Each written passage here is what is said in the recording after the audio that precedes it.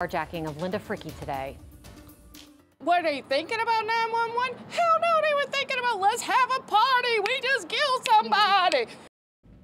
The case is facing more delays, creating more frustration for family members. And today, loved ones of Linda Frickey return for another hearing in the fatal carjacking case. Police have charged 4 teens with second-degree murder for Frickey's death last year. They were accused of carjacking her and dragging her body until she died. Meg Farris spoke with the family following this morning's hearing and has more from criminal court. Meg.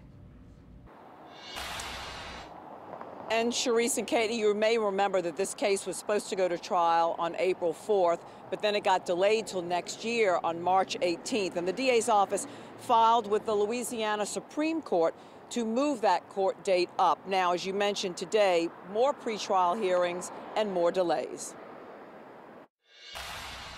They knew what they were doing. They knew. And then they had the audacity to beat her. And then he pulls away. She's hooked to the car. They got to the corner. They could have stopped. They could have jumped out. They could have did something. They didn't do nothing. They got out the car at the end. They didn't call 911. No.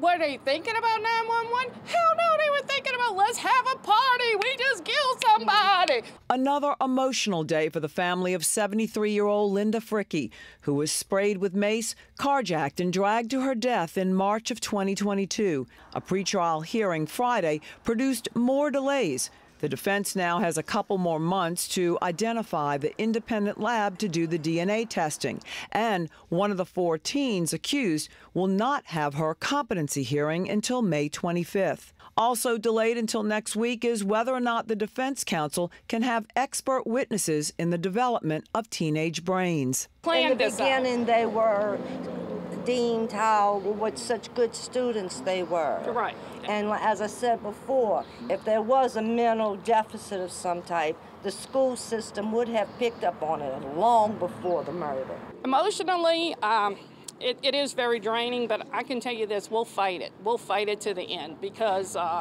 Linda was a good person, and we'll make sure that we get justice for her.